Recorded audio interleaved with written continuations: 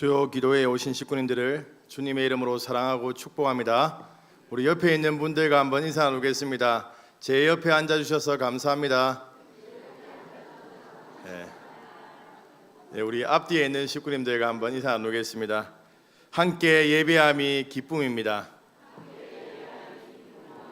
아멘. 우리가 함께 모여서 이렇게 예배하는 것이 얼마나 기쁨이고 또 하나님께 영광이 되는 자리인지 늘 기억하면서 오늘 또 예배 가운데 하나님 베푸시는 풍성하신 은혜를 받아 누리시는 식구님들 되길 주님의 이름으로 축복합니다.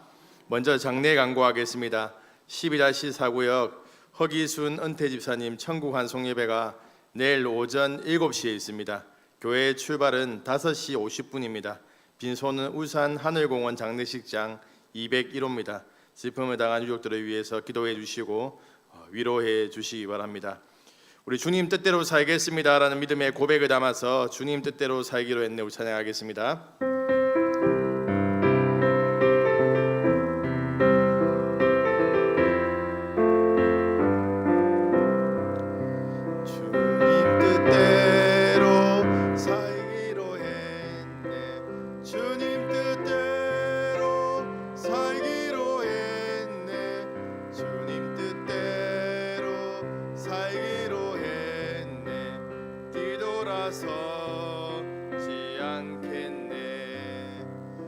세상 사람 날 몰라줘도 이 세상 사람 날 몰라줘도 이 세상 사람 날 몰라줘도 뒤돌아서지 않겠네.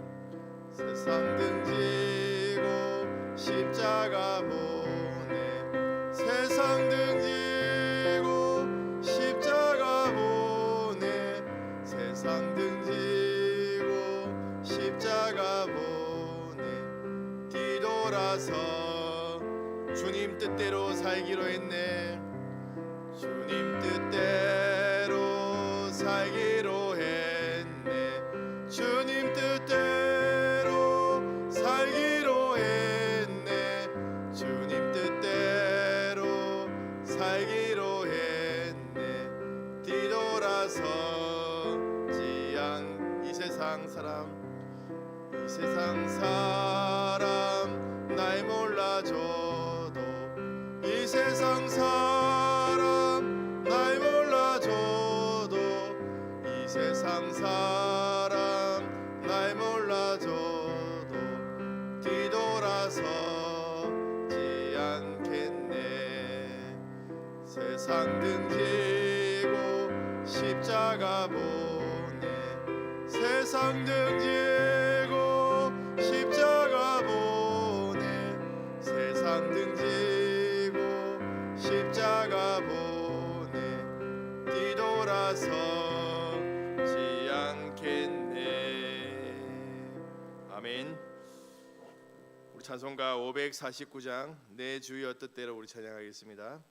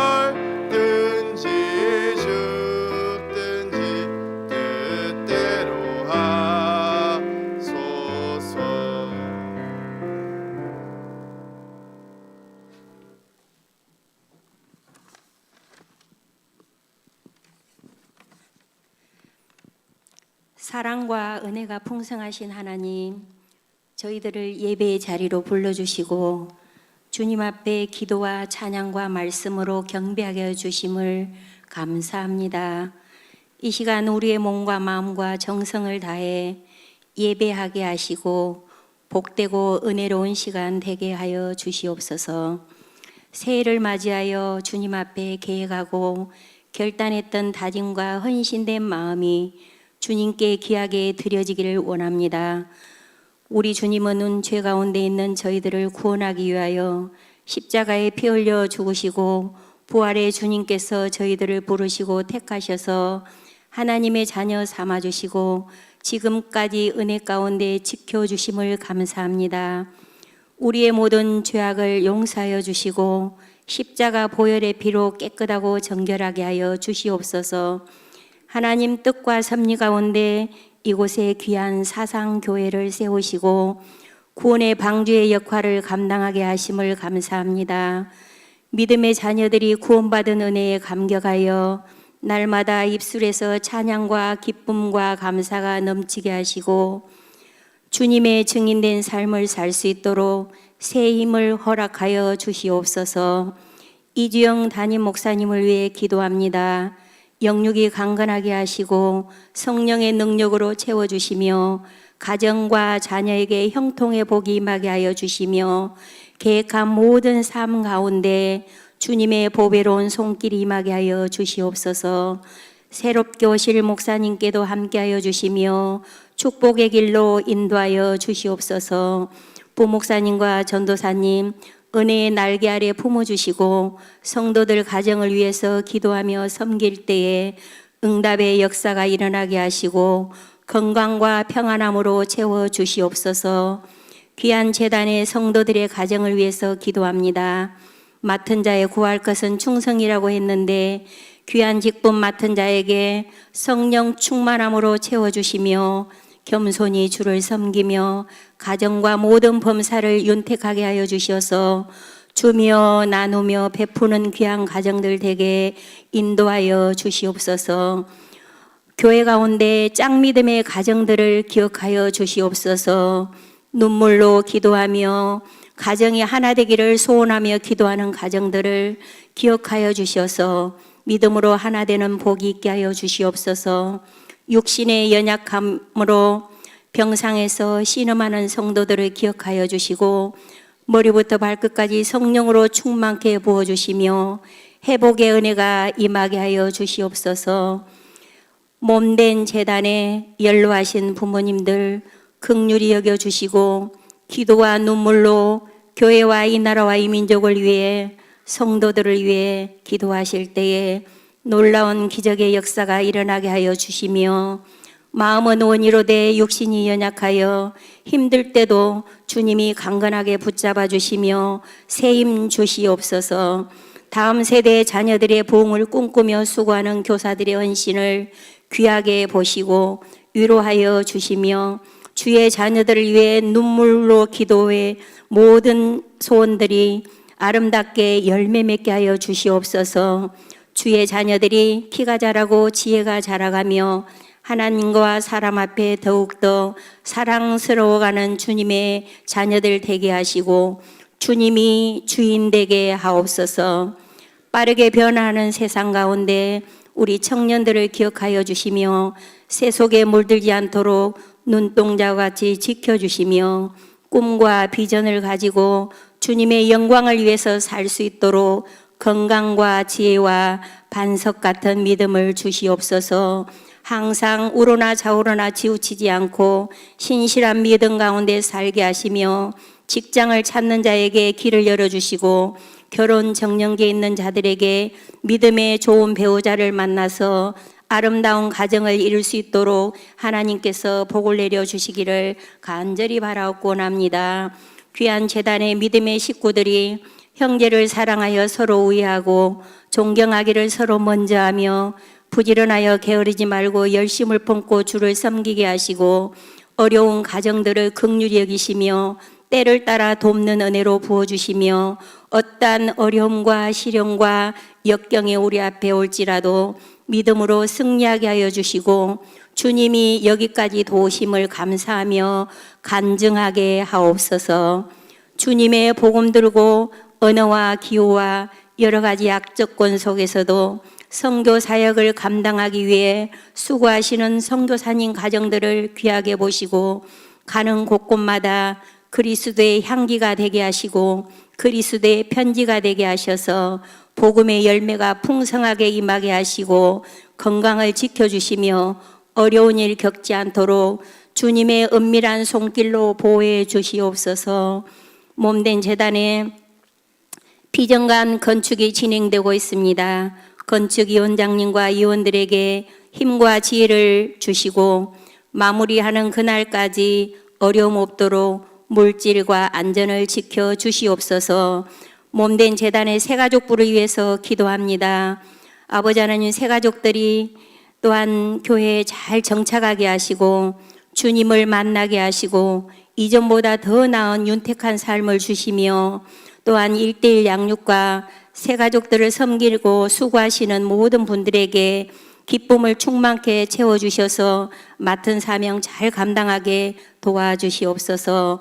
오늘 또 단위에 세우신 유재훈 목사님 말씀을 선포하실 때에 성령 충만함으로 부어주시며 하늘로부터 내리시는 신령한 복을 주셔서 능력의 말씀을 증거하실 때에 저희들의 마음이 옥토가 되어서 30배, 60배, 100배 열매를 맺는 귀한 자녀들이 되기를 소망합니다. 모든 것 감사드렸고 사랑 많으신 우리 주 예수님의 이름으로 감사하며 기도드립니다. 아멘.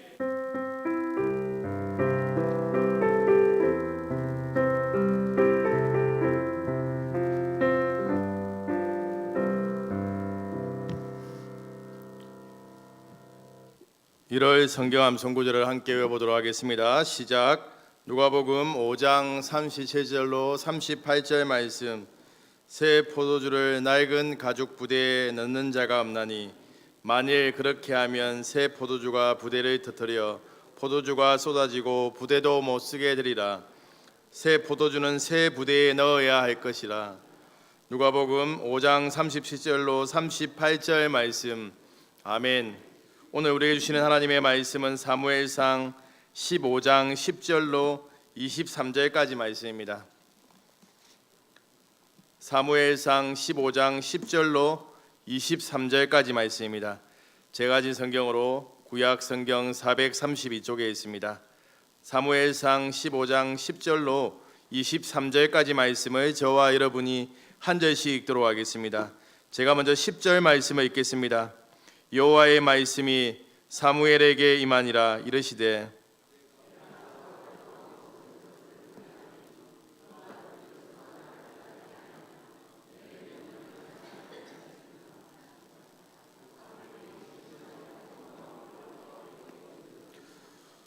사무엘이 사울을 만나려고 아침에 일찍 일어났더니 어떤 사람이 사무엘에게 말하여 이르되 사울이 갈멜에 이르러 자기를 위하여 기념비를 세우고 발길을 돌려 길갈로 내려갔다 하는지라.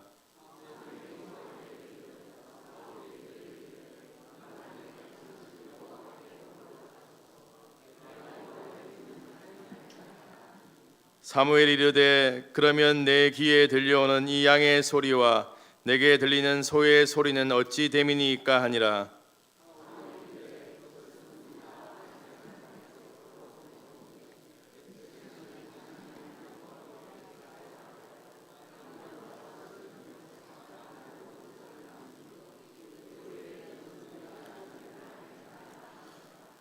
사무엘이 사울에게 이르되 가만히 계시옵소서. 간밤에 여호와께서 내게 이르신 것을 왕에게 말하리이다 하니 그가 이르되 말씀하소서.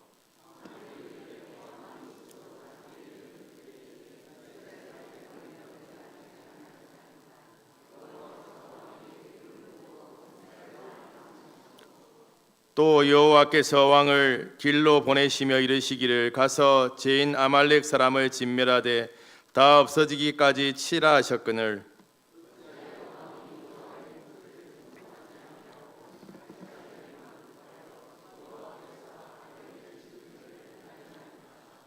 사울이 사무엘에게 이르되 나는 실로 여호와의 목소리를 청종하여 여호와께서 보내신 길로 가서 아말렉 왕 아각을 끌어왔고 아말렉 사람들을 진멸하였으나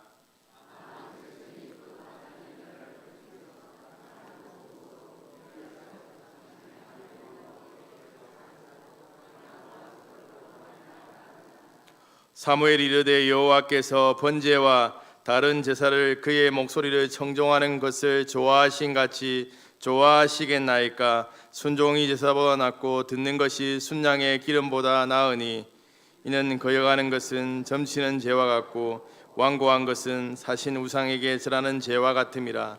왕이 여호와의 말씀을 버렸으므로 여호와께서도 왕을 버려 왕이 되지 못하게 하셨나이다 하니. 아멘. 오늘 저녁에는 사무엘상 15장 10절로 23절까지 말씀으로 명분이 순종을 대신할 수 없습니다. 명분이 순종을 대신할 수 없습니다라는 제목으로 하나님 말씀 증거하겠습니다. 우리 옆에 있는 식구님들과 한번 인사 나누겠습니다. 하나님의 말씀에 순종하시는 식구님들 되길 소망합니다.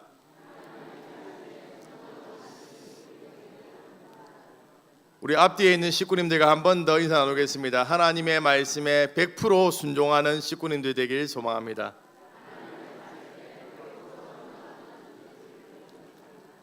아멘. 우리의 믿음이 100% 순종하는 밀도 있는 신앙이 되기를 주님의 이름으로 축복합니다. 어떤 목사님에게 이제 갓 면허증을 딴 아들이 찾아왔습니다. 그리고 아버지께 차를 빌려달라고 했습니다. 그래서 목사님은 잠시 무엇인가 생각하다가 한 가지 약속을 하자고 했습니다. 학교 성적을 올리고 조금씩 성경 공부를 하고 또 머리카락을 자르면 차를 빌려주겠다라고 얘기했습니다.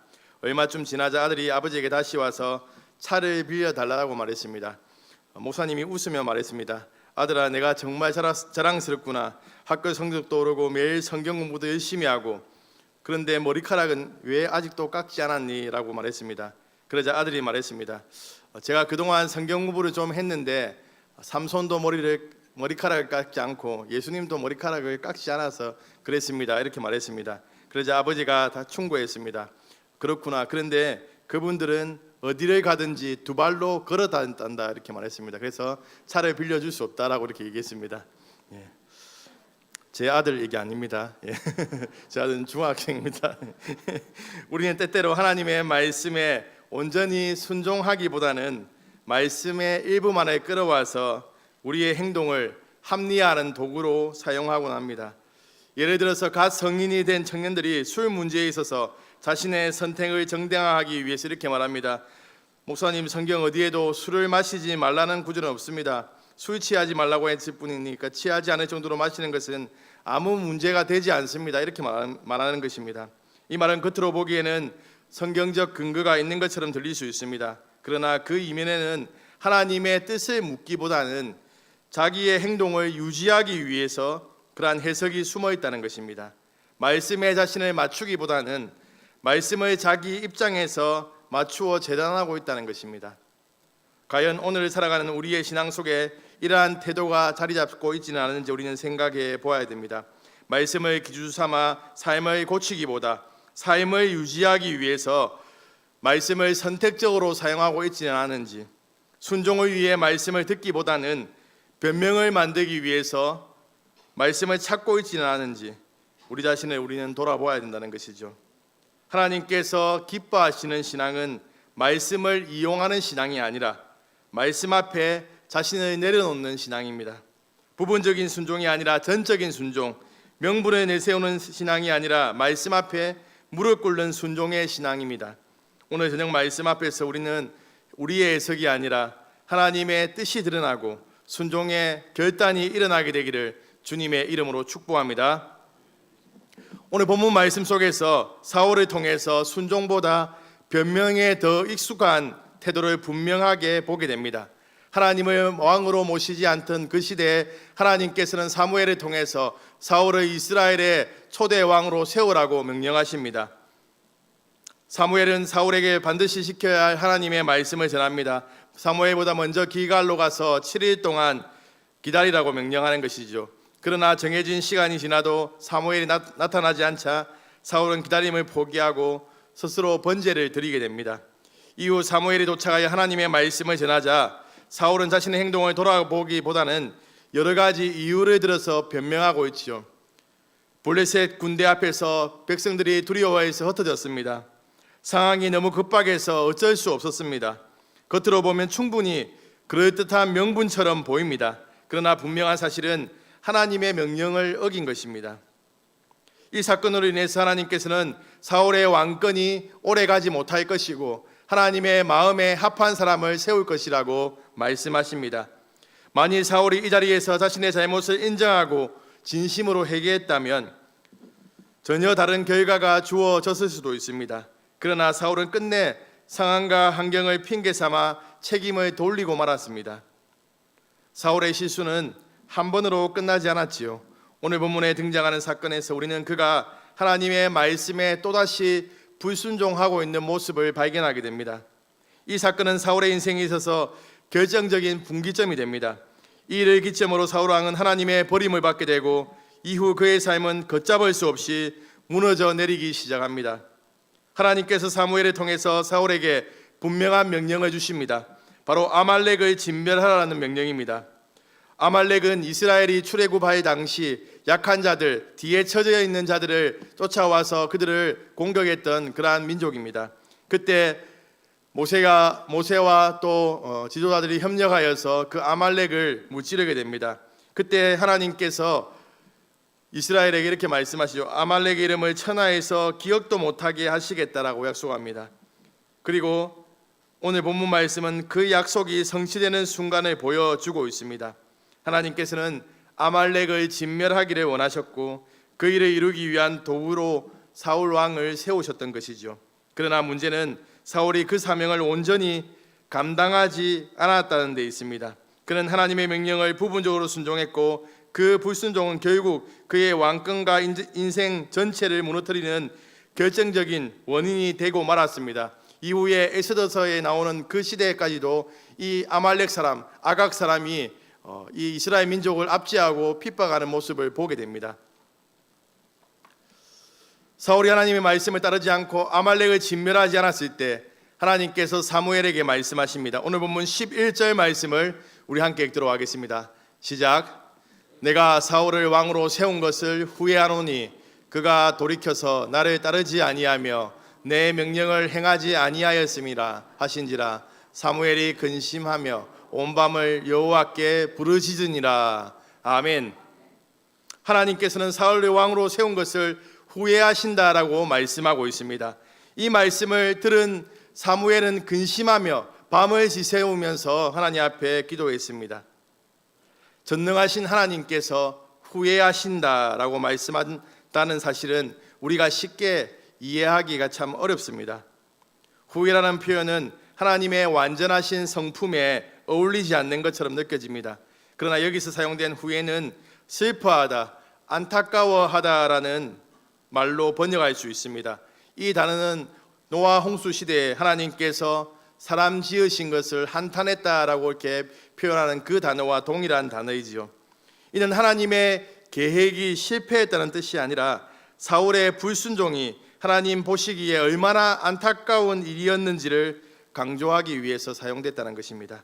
하나님의 마음이 사울의 선택 앞에서 깊이 아파하고 계심을 보여주는 말씀이라는 것이지요. 하나님께서 사울을 왕으로 세운 것을 안타까워하신 근본적인 이유는 그가 하나님을 따르는 자리에서 돌아서 버렸기 때문입니다. 돌이키다라고 번역된 단어는 죄에서 하나님께로 돌아오는 회개를 가리킬 때 사용되는 단어입니다. 그런데 오늘 본문에서 정반대의 의미로 사용되고 있지요. 사울이 하나님을 따르던 길에서 이탈했다는 사실을 드러내고 있습니다. 곧 사울이 하나님을 따르지 않은 것과 하나님의 명령을 행하지 않은 것은 동일한 문제입니다. 이는 그가 아말렉을 진멸하지 않고 자신의 판단과 계산을 앞세운 불순종의 결과였다는 것입니다. 이러한 사울을 향해서 사무엘은 냉정한 심판자가 아니라 밤새도록 하나님께 부르짖는 기도의 종으로 서 있었습니다.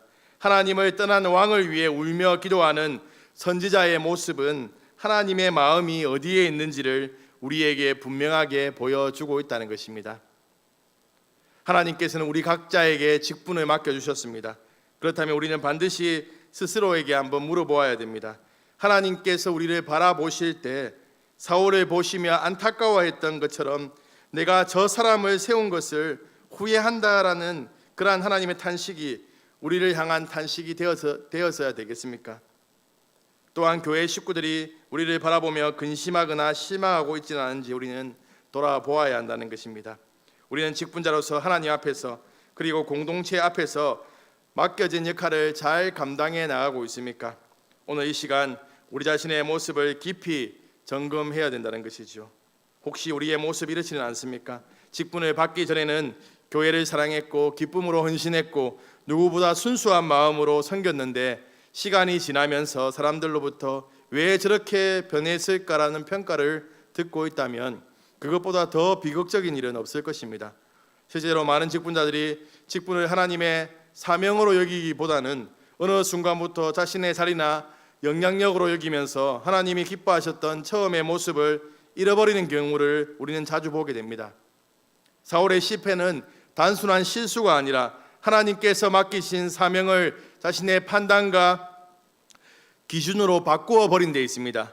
그 순간부터 하나님께서는 사울을 통해 이루시려던 일을 더 이상 맡기지 않았다는 것입니다.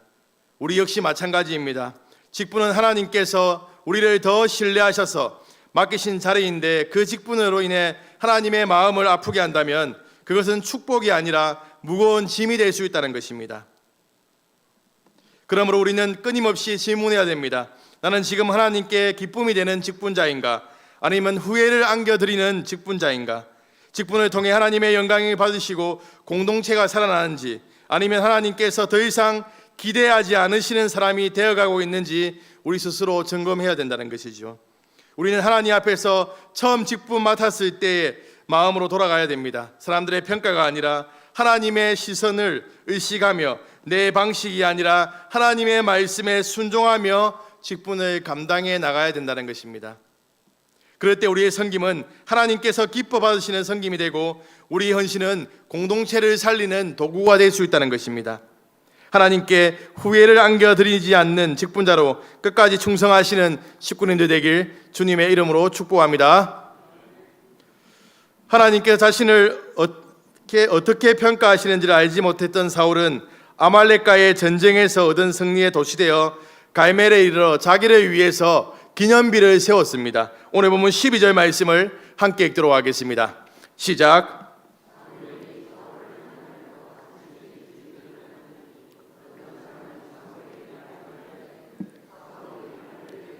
자기를 위하여 기념비를 세우고 발길을 돌려 길갈로 내려갔다 하는지라.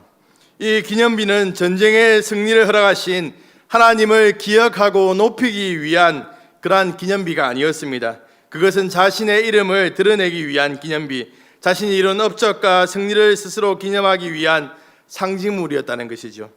사울은 승리의 영광을 하나님께 돌리지 않았습니다. 그 영광을 자기 자신에게 끌어당겼다는 것입니다. 이 장면은 사울의 내면이 이미 하나님 중심에서 자기 중심으로 이동했음을 분명하게 보여주고 있다는 것입니다.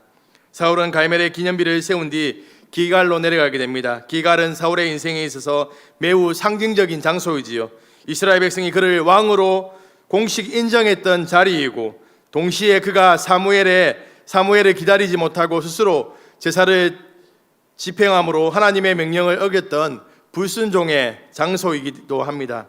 바로 그 기갈에서 사울은 다시 한번 사무엘을 통해 하나님의 책망의 말씀을 듣게 됩니다. 왕으로 세움받았던 장소, 불순종으로 첫 번째 균열이 시작되었던 장소, 그리고 이제 하나님의 준엄한 말씀 앞에 서게 되는 장소가 모두 길갈로 겹쳐지게 된다는 것입니다. 이는 사울의 문제가 단순한 실수나 이례적인 실패가 아니라 하나님 앞에서 자신을 어떻게 인식하고 있었는가, 그리고 영광의 주인을 누구로 두고 있었는가의 문제였음을 분명하게 드러내 보여주고 있다는 것입니다. 사울은 본래 어떤 사람이었습니까? 그가 왕이 되기 전에 어떠한 모습이었습니까? 오늘 본문 17절 말씀을 우리 함께 읽도록 하겠습니다. 시작. 왕이 스스로 작게 여길 그때 이스라엘 지파의 머리가 되지 아니하셨나이까? 여호와께서 왕에게 기름을 부어 이스라엘 왕을 삼으시고. 아멘. 사울은 처음부터 교만한 사람이 아니었습니다. 사무엘의 말처럼 그는 스스로 작게 여기던 사람이었지요. 하나님께서 그 겸손한 모습을 보시고 그를 이스라엘 왕으로 삼으신 것입니다. 사무엘이 찾아와서 그가 왕이 될 것이라고 했을 때 사울은 자신의 가문이 이스라엘 가운데 보잘것없다고 고백합니다. 왕이 될 자격이 없다라고 그렇게 여겼던 것입니다. 더 나아가 사무엘이 그를 공식적으로 왕으로 세우는 자리에서 그는 사람들을 두려워하여서 진 보따리 속에 숨어 있었습니다. 이는 그의 내면에 자리한 겸손과 자기 인식의 단면을 잘 보여주고 있다는 것이죠. 그런데 그의 외적인 조건을 볼 때 그는 아주 출중한 사람이었습니다. 왕이 될 만한 사람이었습니다. 그는 키가 커서 다른 사람들이 그의 어깨에도 미치지 못할 정도로 키가 컸습니다. 사람들의 눈에 그는 충분히 왕이 될 만한 인물이었고 지도자로서 손색이 없어 보였습니다. 그럼에도 불구하고 초기에 사울은 자신의 외모나 그러한 조건을 자랑하지 않았고 오히려 자기 자신을 낮추는 겸손한 사람이었습니다. 하지만 그가 왕이 된 후에 왕권이 안정되고 전쟁에서 승리를 하고 사람들의 환호와 인정을 쌓여갈수록 사울의 내면은 스스로 변질되기 시작했습니다. 스스로 작게 여기던 사람은 점점 자신을 크게 여기게 되었고 하나님 앞에서 겸손히 서 있던 왕은 점차 자기 자신을 중심에 두는 교만한 사람으로 바뀌어 갔다는 것입니다. 사울의 비극은 출발이 나빴기 때문이 아니라 겸손으로 시작했으나 끝까지 그 겸손을 지키지 못했다는 것입니다. 하나님 앞에서 자신을 어떻게 인식하느냐가 한 사람의 시작뿐 아니라 그의 결말까지 결정짓는다는 사실을 사울의 인생은 분명하게 보여주고 있다는 것입니다. 하나님께서 기뻐하시는 사람은 겸손한 사람이지요. 야고보 사도는 하나님께서는 교만한 자를 물리치시고 겸손한 자에게 더 큰 은혜를 주신다라고 말씀합니다. 성경 여러 곳에 교만의 죄가 얼마나 위험하고 무서운지를 반복해서 이야기하고 있습니다. 교만은 하나님께서 하신 일을 마치 자기가 한 일처럼 착각하게 만든다는 것입니다. 교만은 하나님께서 받으셔야 할 영광을 자기 자신이 차지하려는 마음입니다. 그래서 입술로는 모든 것이 하나님의 은혜입니다 라고 고백하면서 실제 삶에서는 그래도 내가 있어서 된 것이야 라는 마음이 스며들어 옵니다. 누군가 내 수고와 공로를 알아주지 않을 때 마음이 상하고 섭섭해한다면 내 안에 이미 교만한 마음이 자리 잡고 있다는 증거일지 모릅니다. 겉으로 감사의 고백을 하고 있지만 속으로 인정받고 싶어하는 마음이 자리 잡고 있을 수 있다는 것이죠. 사랑하는 사상교회 식구님들, 우리의 삶 가운데 일어난 모든 일을 통해서 하나님이 드러난 삶을 살아가야 됩니다. 죄인 중에 개수 죄인이었던 우리를 불러주시고 아무런 자격 없는 우리에게 사명을 맡겨주신 하나님께 우리는 감사하며 살아가야 된다는 것이죠. 먹을 것과 입을 것, 쉴 곳과 쉴 공간과 사용할 것을 공급해 주신 분도 하나님이십니다. 우리의 삶이 여기까지 온 것은 우리가 잘나서가 아니라 전적으로 하나님의 은혜 때문입니다. 그러므로 우리는 우리의 공로를 드러내는 기념비를 세우는 사람이 아니라 하나님께 감사하며 은혜의 흔적을 남기는 사람이 되어야 된다는 것입니다. 내가 얼마나 했는지를 남기는 인생이 아니라 하나님께서 무엇을 하셨는지를 증거하는 인생이 되어야 한다는 것입니다. 날마다 하나님께 감사하고 오직 그분만을 높여드림으로 우리의 삶 전체가 하나님을 기쁘시게 하는 예배가 되기를 소망합니다. 그럴 때 우리의 인생은 사람 앞에서가 아니라 하나님 앞에서 아름답게 기억되는 삶이 될 줄로 믿습니다. 우리의 섬김과 헌신을 주님께서 기억해 주시기 때문에 그것으로 인해서 만족하고 감사하시는 식구님들 되길 주님의 이름으로 축복합니다. 사울은 하나님의 명령에 순종하지 않았음에도 불구하고 자신이 하나님의 말씀을 그대로 행했다라고 말하고 있지요. 이는 사울이 자기 잘못을 전혀 인식하지 못한 상태에서 나온 말이라기보다는 명령을 어긴 사실을 알면서도 의도적으로 사실을 왜곡하고 있다는 것입니다. 사무엘은 이미 사울이 그 명령에 순종하지 않았다는 사실을 알고 있었습니다. 그래서 그는 사울을 향해서 이렇게 묻지요. 그러면 내 귀에 들리는 이 양의 소리와 소의 소리는 어찌 됨이니까? 이 질문은 단순한 확인이 아니라 사울의 거짓된 고백을 드러내는 날카로운 책망이었습니다. 이에 대해 사울은 자신의 책임을 인정하지 않고 핑계를 대기 시작합니다. 오늘 본문 15절 말씀을 함께 읽도록 하겠습니다. 시작.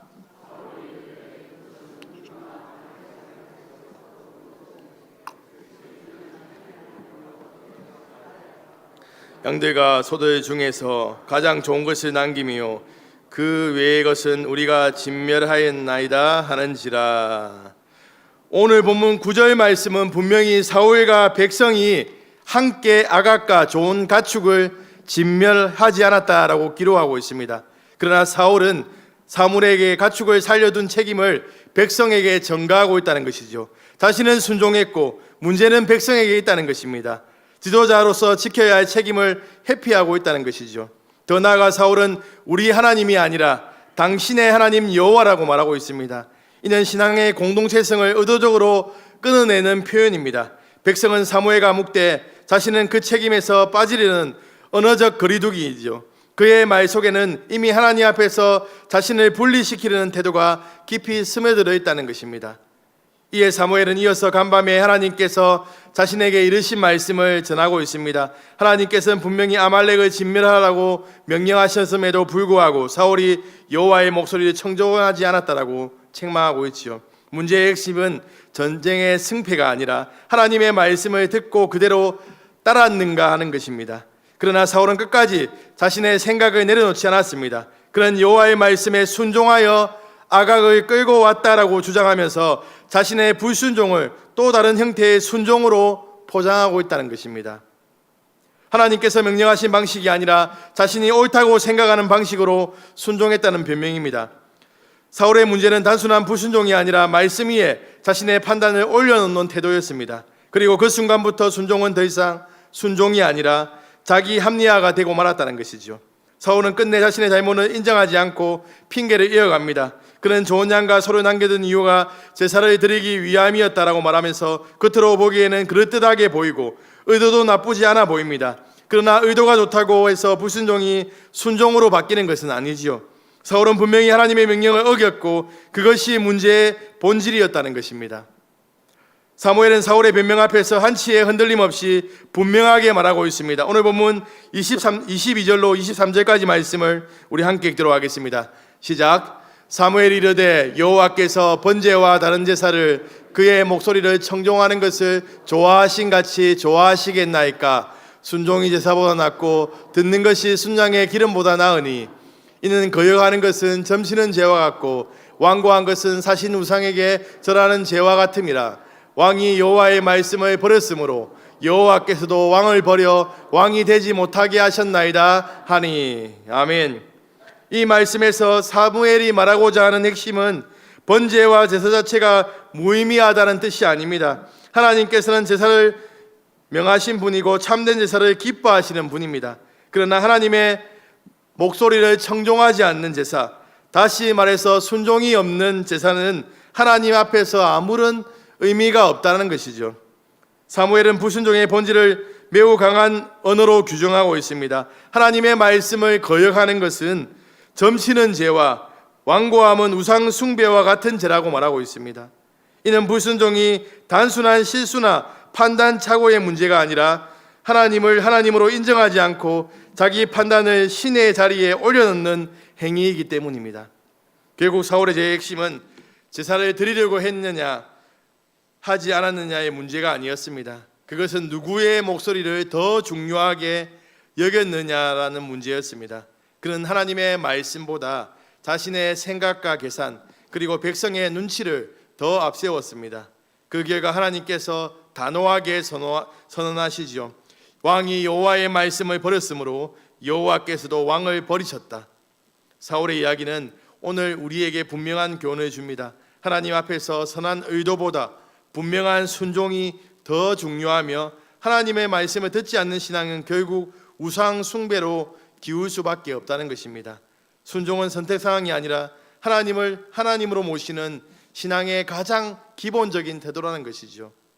이사야의 말씀에 보면 하나님께서는 이스라엘 백성들이 가져오는 제사를 기뻐하지 않으신다라고 분명히 선언하십니다. 이유는 분명합니다. 그들의 삶에서 하나님의 말씀에 순종하지 않고 제사만 드린다고 모든 것이 되었다라고 생각했기 때문에 그 제사를 받지 않겠다라고 이렇게 말하고 있지요. 말라기 말씀에 보면 누가 성전 문을 좀 닫아 주었으면 좋겠다라고 이렇게 하나님께서 한탄하시는 모습이 나오고 있습니다. 우리의 예배가 하나님이 받으시는 예배가 되기 위해서는 우리의 삶에서 하나님의 말씀에 순종하고 순종으로 올려드리는 그 제사 가운데 하나님께서 받으시고 기뻐하신다는 것입니다. 하나님의 말씀에 순종하기 위해서 우리는 먼저 들어야 되지요. 그러나 문제는 듣는 데 있는 것이 아니라 어떻게 듣느냐입니다. 내 마음에 맞는 말씀만 골라서 듣는 것이 아니라 100% 순종으로 이어지는 듣기여야 한다는 것입니다. 하나님께서 시시때때로 우리에게 말씀하시지요. 순종하기 쉬운 말씀도 말씀하시지만 순종하기 어렵고 전혀 이해가 되지 않고 정말 순종하기 힘든 그러한 말씀도 우리에게 말씀하신다는 것이죠. 그 말씀 앞에 우리가 순종의 자리로 나가야 된다는 것입니다. 하나님께서 기뻐하시는 것은 우리에게 생각 해석이 아니라 말씀하신 그대로 순종하는 태도입니다. 이 말씀은 지금 어렵습니다. 조금만 바꿔서 순종하겠습니다. 그렇게 변명해서는 안 된다는 것입니다. 하나님께서 말씀하셨으니 그대로 따르겠습니다. 제 머리로 이해되지 않고 정말 제가 순종하기 참 어렵지만 하나님께서 말씀하셨으니까 하나님 순종하고 나아가겠습니다. 우리는 이렇게 고백해야 된다는 것입니다. 또한 하나님께서 우리를 향해 주시는 책망의 말씀 앞에서도 사무엘의 고백처럼 주여 말씀하옵소서 종이 듣겠나이다라고 반응해야 된다는 것이죠. 두 귀를 막고 그건 제 잘못이 아닙니다. 저 사람 때문입니다. 환경이 이래서 어쩔 수 없습니다라고 변명해서는 안 된다는 것입니다. 하나님의 책망의 음성에 귀를 기울여 돌이킬 때 그 자리에는 반드시 회복의 은혜가 부어지게 된다는 것입니다. 그러나 그 음성을 거부하고 외면할 때 우리는 점점 영적으로 메말라가고 결국 피폐함 속으로 빠져들 수밖에 없다는 것을 기억해야 됩니다. 사랑하는 사상교회 식구님들, 늘 겸손한 마음으로 하나님의 말씀에 100% 순종하는 삶을 살아가시는 식구님들 되길 소망합니다. 축복의 말씀에만 귀 기울이는 신앙이 아니라 책망의 말씀에도 귀를 열고 돌이킴으로 회복을 경험하시는 식구님들 되길 소망합니다. 말씀을 마무리하겠습니다. 유대인들은 고르반 합리화를 통해서 자기의 행동을 합리화했습니다. 고르반 합리화란 하나님께 바쳤다라는 명분을 내세워 부모에게 마땅히 해야 할 효도를 면제하려는 잘못된 종교적인 변명을 가리킵니다. 예수님께서는 당시 사람들이 제산이나 도움을 고르반 곧 하나님께 바친 것이라고 선언해 버림으로 부모를 공경하라는 하나님의 계명을 회피하는 모습을 강하게 책망하셨습니다. 이는 겉으로 하나님을 섬기는 것처럼 보이지만 실제로는 하나님의 뜻보다 자기의 이익과 편의를 앞세운 위선이었기 때문입니다. 예수님은 마가복음 7장과 마태복음 15장에서 이 문제를 지적하시면서 하나님의 계명인 부모 긍긍을 인간의 전통으로 무효화하지 말라라고 분명히 말씀하셨습니다. 결국 고르반 합리화는 헌신의 핑계로 순종을 회피하는 신앙의 왜곡이고 참된 경건은 하나님께 드리는 예배와 이웃, 특히 부모에 대한 책임을 함께 이루는 데 있음을 보여줍니다. 사랑하는 사상교회 식구님들, 명분이 순종을 대신할 수 없습니다. 아무리 거룩해 보이는 이유와 명분을 갖다 붙인다 해도 불순종은 결코 합리화될 수 없는 것이죠. 사울이 그랬습니다. 하나님께 드리기 위한 제사라는 명분을 내세웠지만 하나님께서 그걸 순종으로 받지 않았습니다. 하나님께서 우리에게 요구하시는 것은 부분적인 순종이 아니라 100% 순종입니다. 내 계산으로 이해가 되지 않고 내 경험으로 납득이 되지 않고 때로 손해보는 것처럼 느껴질지 몰라도 하나님께서 말씀하셨다면 순종하는 것이 답이라는 것이죠. 다른 대안은 없습니다. 순종은 가장 쉬운 길이 아닐 수 있습니다. 그러나 분명한 것은 순종은 가장 옳은 길이고 가장 안전한 길이라는 사실입니다. 우리의 판단보다 하나님의 말씀이 옳고 우리의 경험보다 하나님의 뜻이 언제나 정확하다는 것이죠. 그러므로 우리는 더 이상 명분 뒤에 숨지 말아야 합니다. 이 정도면 괜찮겠지가 아니라 하나님께서 말씀하셨으니 그대로 따르겠습니다라고 결단해야 된다는 것입니다. 그것이 하나님께서 기뻐하시는 신앙이며 복으로 이어지는 유일한 길이라는 것입니다. 말씀 앞에서 타협하지 않고 끝까지 순종하시는 식구님들 되길 주님의 이름으로 축복합니다. 우리 말씀을 기억하면서 찬양하겠습니다. 주님 말씀하시면 내가 나아가겠습니다. 주님 뜻이 아니면 내가 멈춰 서겠습니다. 라는 믿음의 고백을 담아서 찬양하겠습니다.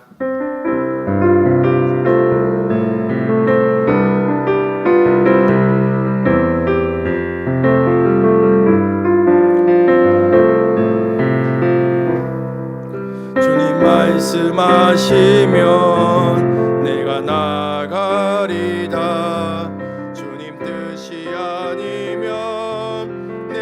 멈춰서리다. 나의 가고 서는 것 주님 뜻에 있으니 오 주님 나를 이끌. 주님 말씀하시면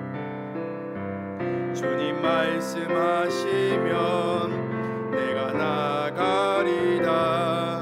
주님 뜻이 아니면 내가 멈춰서리다.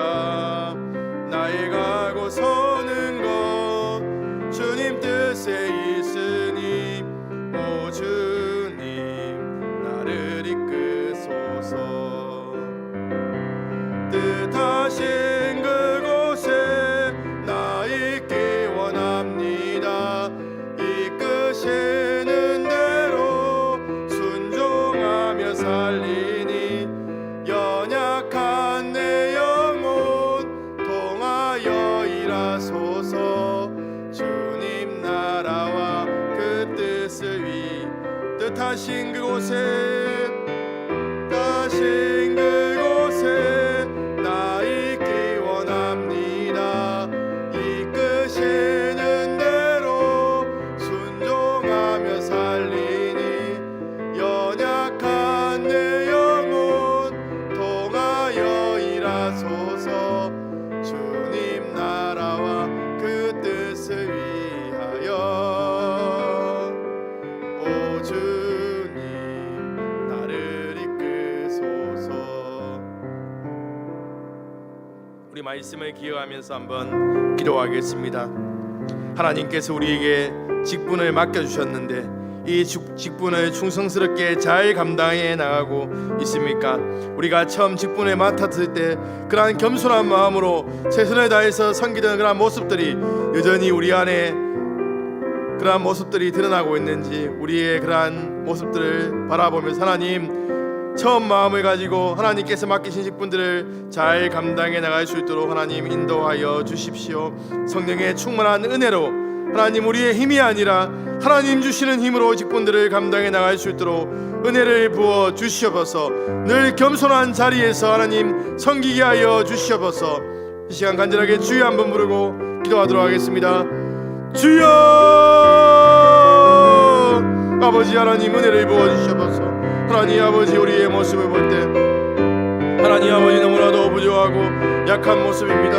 하나님 아버지께서 우리에게 직분을 맡겨주셨는데 하나님 아버지가 이 직분을 처음 맡을 때 하나님 아버지가 열정과 하나님 겸손한 마음으로 저희들이 섬겨나가지 못하며 하나님 아버지 시간이 지나가며 하나님 아버지 우리 안에 더욱더 교만한 마음들이 들어오며 하나님 겸손한 자리에서 열심히 다해 섬기지 못하는 부족함들이 있다면 이 시간 다시 한번 우리가 결단하며 하나님 아버지 더욱더 겸손하게 하나님 섬겨나갈 수 있도록 도와주시옵소서. 온 힘을 다하여서 하나님께 충성하며 하나님 섬겨나갈 수 있도록 주여 인도하여 주시옵소서. 오 하나님 아버지 하나님께서 인도하여 주시옵소서.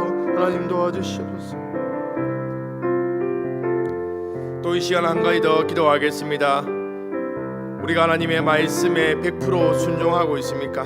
하나님의 말씀을 들어서 그 말씀이 우리의 가슴을 찌르고 우리의 마음을 깨우칠 때 우리가 그 말씀에 전적으로 순종하여서 그런 믿음의 삶을 살아가고 있는지 한번 우리 자신을 돌아보면서 하나님의 말씀에 순종할 수 있는 은혜를 부어 주시옵소서.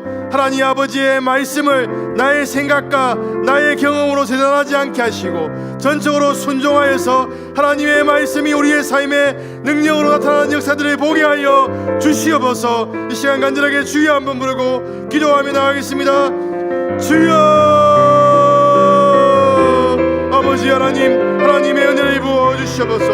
하나님의 말씀에 100% 순종할 수 있는 일 되게 하여 주시옵소서. 우리의 생각과 우리의 경험으로 하나님의 말씀을 하나님 아버지 나타나지 않게 하시고 전적으로 하나님의 말씀에 순종함을 통하여서 우리의 삶을 통하여서 하나님의 말씀의 역사가 나타나는 것들을 볼 수 있도록 하나님 은혜를 부어 주시옵소서. 하나님의 말씀이 실제 이미 우리의 삶을 통해서 나타나게 하시고 하나님의 말씀에 순종하였을 때 우리의 생각과 우리의 능력을 뛰어넘는 하나님의 선능하신 능력들이 드러나게 하여 주시옵소서. 그것들을 저희들이 보며 나갈 수 있도록 하나님 인도하여 주시옵소서. 주님 도와주시옵소서. 우리 이 시간 마지막으로 기도하겠습니다. 마지막으로 기도할 때 우리 담임 목사님을 위해서 기도하겠습니다. 늘 영육간에 간절함을 다해 주시고 기도하고 준비하는 그런 모든 것들 가운데 하나님께서 여호와 이레의 복을 허락하여 주시도록 기도하겠습니다. 또한 후임 목사님 가운데 하나님 함께하여 주시고 영육간의 간결함을 다해주시고 또 가족들 안에 평안함을 다해주시고 모든 또 진행하는 행정적인 절차가 하나님의 은혜 가운데 잘 진행되어질 수 있도록 기도해 주시기 바랍니다. 그리고 지금 또 교사 강습회가 진행 중에 있습니다. 우리 교사들 신년에 큰 하나님의 은혜를 받아서 또 우리 다음 세대를 잘 섬김으로 우리 다음 세대가 부흥할 수 있는 그러한 은혜가 부어질 수 있도록 이 시간 간절하게 주여 한번 부르고 기도하시다가 자유롭게 돌아가시도록 하겠습니다. 주여! 아버지 하나님 은혜를 부어주시옵소서.